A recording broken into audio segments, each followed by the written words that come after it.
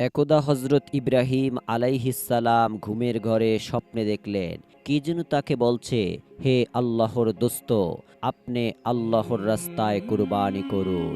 নবীর প্রতি স্বপ্নদেশ ওহি সমতুল্য হওয়ায় তাই হজরত ইব্রাহিম আলাইহিসসালাম স্বপ্নে কুরবানির আদেশ পেয়ে অস্থির হয়ে উঠলেন। অনেক চিন্তা ভাবনা করে তিনি 100 দুম্বা কুরবানি করে দিলেন। দ্বিতীয় রাতে তিনি আবারও স্বপ্নে দেখলেন একজন তাকে বলছে, হে আল্লাহর নবী, আপনি আল্লাহর রাস্তায় কুরবানি করুন। এবারও নবী সাল্লাল্লাহু আলাইহি ওয়াসাল্লাম 200টি উট কুরবানি করলেন।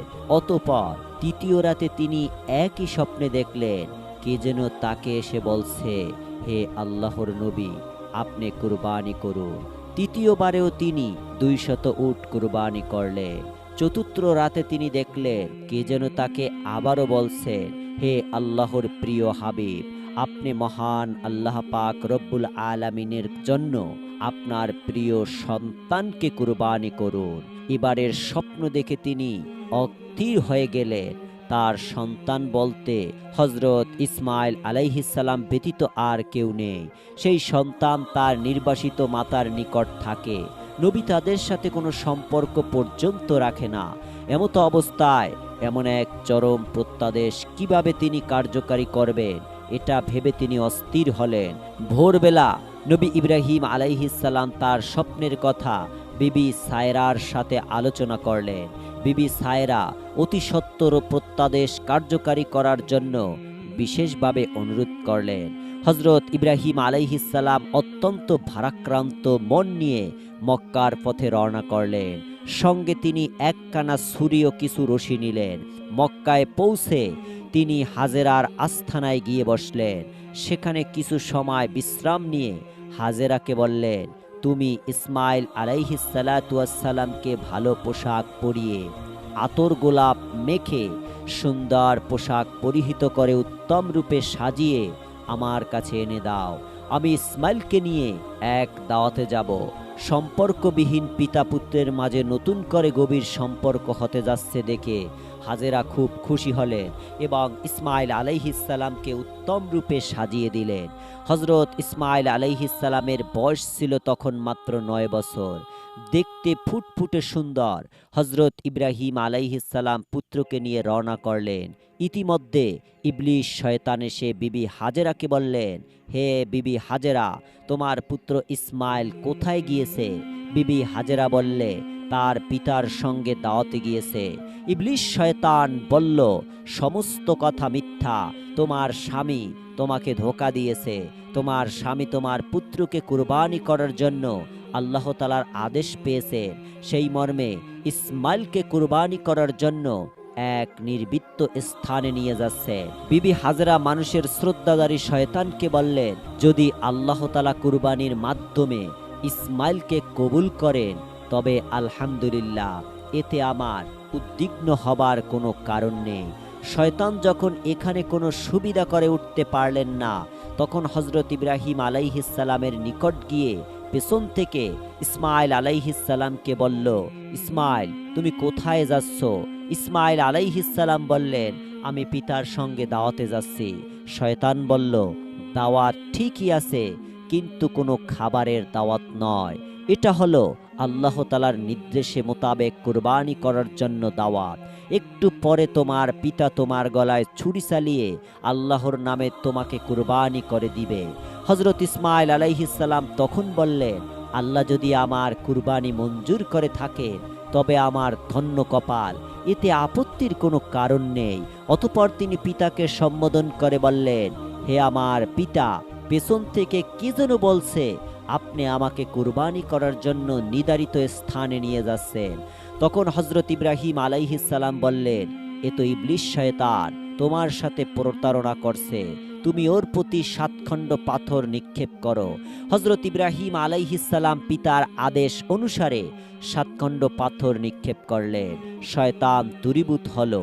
এই পাথর নিক্ষেপ হজ আদায়ের জন্য একটি জরুরি শর্ত সুন্নাত হিসাবে গণ্য করা হয়েছে। হজরত ইব্রাহিম আলাইহিসসালাম মিনার এক নিবৃত্ত স্থানে থামলেন এবং পুত্রকে বললেন, হে প্রিয় বৎস, আমি 4 রাত ধরে স্বপ্ন চোখে কুরবানি করার আদেশ পেয়ে আসছি। আমি সেই পরিপ্রেক্ষিতে 600 উট কুরবানি করেছি। শেষবারে আমার প্রিয় সন্তানকে কুরবানি করার আদেশ পেয়ে তোমাকে আল্লাহর নামে কুরবানি করার উদ্দেশ্যে এখানে নিয়ে এসেছি। হযরত ইসমাঈল আলাইহিস সালাম পিতার মুখে একথা শুনে বললেন, আলহামদুলিল্লাহ, আল্লাহ তাআলা আমার জন্য সৌভাগ্যের দ্বার খুলে দিয়েছেন। আমাকে আল্লাহ তাআলা কবুল করেছেন বিদায় এই জন্যই আমি অত্যন্ত আনন্দিত। আপনি এই কাজ সমাধার ক্ষেত্রে আমাকে ধৈর্যশীলদের অন্তর্ভুক্ত দেখতে পাবেন। প্রিয় আব্বাজান, আপনি আর বিলম্ব না করে আল্লাহর আদেশ অনুসারে আমাকে কুরবানি করুন। ইব্রাহিম আলাইহিস সালাম বললেন, আমি ইহা কিভাবে সমাধান করব? ইসমাঈল আলাইহিস সালাম বললেন, হে আমার পিতা, প্রথমে আপনি আমার হাত পা বেঁধে নিন, পরবর্তীতে আমাকে বিপরীত দিকে কাত করে শুইয়ে নিন, যেন আপনি সরাসরি আমার মুখমণ্ডল না দেখতে পান। তারপরে আমার গলদেশে ছুরি চালানো শুরু করুন। এতে আপনি অবশ্যই কৃতকার্যেন হবেন ইনশাআল্লাহ। তৃতীয়ত, আমার রক্তে ভেজা কাপড়গুলো আমার প্রিয় আম্মার কাছে পৌঁছে দিবেন। তিনি এইগুলো দেখে আল্লাহর উপর খুশি থাকবেন এবং আমার কথা স্মরণ করে কিছুটা স্বস্তি লাভ করবেন, কারণ তার আর কোনো সন্তান নেই যা থেকে তাকে তিনি স্বস্তি লাভ করতে পারেন। হযরত ইব্রাহিম আলাইহিস সালাম পুত্রের কথা অনুসারে রক্ষিত সেইগুলো বের করে তার ধারা ইসমাইলের হাত পা বেঁধে দিলেন। তারপর তাকে কাত করে শুইয়ে দিলেন। তারপর ধারালো ছুরি বের করে বিসমিল্লাহি আল্লাহু আকবার বলে ইসমাইলের গলদেশে ছুরি চালিয়ে দিলেন। কিন্তু তার ছুরি চালানো কোনো কাজ হলো না। ছুরি হযরত ইসমাইল আলাইহিস সালামের চামড়ায় কোনো ক্ষত সৃষ্টি করতে পারল না। হযরত ইসমাইল আলাইহিস সালাম তখন পিতাকে বললেন, হে প্রিয় পিতা, সন্তানের মুখের দিকে তাকিয়ে তাকে জবে করা অত্যন্ত কঠিন কাজ। এই কাজ হয়তো আল্লাহ তাআলা পছন্দ করছেন না। অতএব আপনি কাপড় দিয়ে আপনার চোখ দুটো বেঁধে নিন, যাতে আমার চেহারা আপনি দেখতে না পান। তখন আপনার চেষ্টা অবশ্যই কাজে আসবে। হযরত ইব্রাহিম আলাইহিস সালাম ইসমাইল আলাইহিস সালামের পরামর্শ অনুসারে তার দুইটি চোখ বেঁধে নিলেন এবং ইসমাইলকে কাত করে শুইয়ে দিলেন। অতঃপর বিসমিল্লাহ বলে ছুরি চালালেন।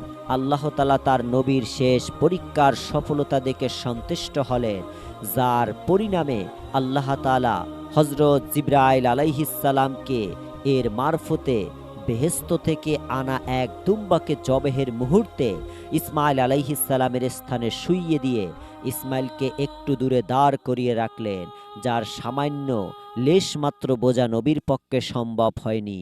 হযরত ইব্রাহিম আলাইহিস সালাম জবের কাজ স্পষ্টভাবে সম্পন্ন হয়েছে ভেবে আলহামদুলিল্লাহ পাঠ করলেন এবং চোখের কাপড় খুলে দেখলেন। তখন তিনি চোখে যা দেখলেন তা বিশ্বাস হলো না।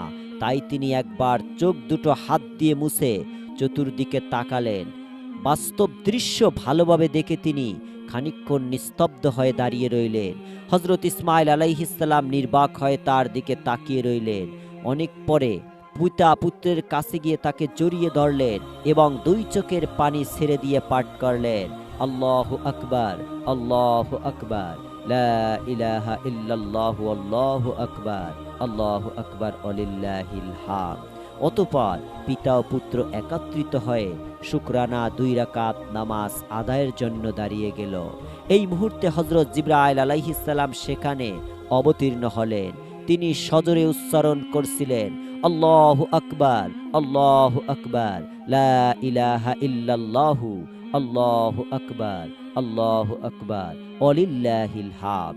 অতঃপর তিনি হযরত ইব্রাহিম আলাইহিস সালামের নিকট এসে বললেন, হে আল্লাহর দোস্ত, আল্লাহ আপনাকে সালাম প্রেরণ করেছেন। আল্লাহ তাআলা নবীকে লক্ষ্য করে আরও বলেছেন, হে ইব্রাহিম, তুমি আল্লাহ তাআলার উদ্দেশ্যে তোমার স্বপ্নকে বাস্তবায়িত করেছো। নিঃসন্দেহে এটাই ছিল একটা মহা পরীক্ষা। আমি এভাবে আমার সৎ ও উদার বান্দাদের পুরস্কৃত করে থাকি। আমি সন্তান কুরবানির ক্ষেত্রে বদল করে পশু কুরবানির ধারা পুরস্কৃত করেছি। এই ক্ষেত্রে আরও যা দেবার তা পরকালের জন্য রইল। আমি আমার নিষ্ঠবান বান্দাদের পুরস্কার দিয়ে থাকি। ইব্রাহিম আলাইহিসসালাম আমার ইমানদার কৃতজাত বান্দাদের অন্যতম। তাকে ইসহাক নামক আরেক সন্তানের সুসংবাদ দিচ্ছি, যিনি নবী হিসাবে আমার সৎ বান্দাদের অন্তর্ভুক্ত থাকবে। হযরত ইব্রাহিম আলাইহিসসালাম আল্লাহর প্রেরিত সুসংবাদ শুনে অত্যন্ত খুশি হলেন এবং তার দরবারে শুকরিয়া আদায় করলেন। অতঃপর তিনি ইসমাইল আলাইহিসসালামকে নিয়ে বিবি হাজেরার নিকট চলে গেলেন। সেখানে গিয়ে তিনি বিবি হাজেরাকে সমস্ত ঘটনা খুলে বললেন। তখন বিবি হাজেরা আল্লাহ তাআলার শুকর আদায় করলেন। আলহামদুলিল্লাহ। সম্মানিত দর্শক, আমাদের এই চ্যানেল ইসলামিক ইতিহাস, ইসলামিক গল্প শুনতে সবার আগে চ্যানেলটি সাবস্ক্রাইব করুন। আল্লাহ হাফেজ।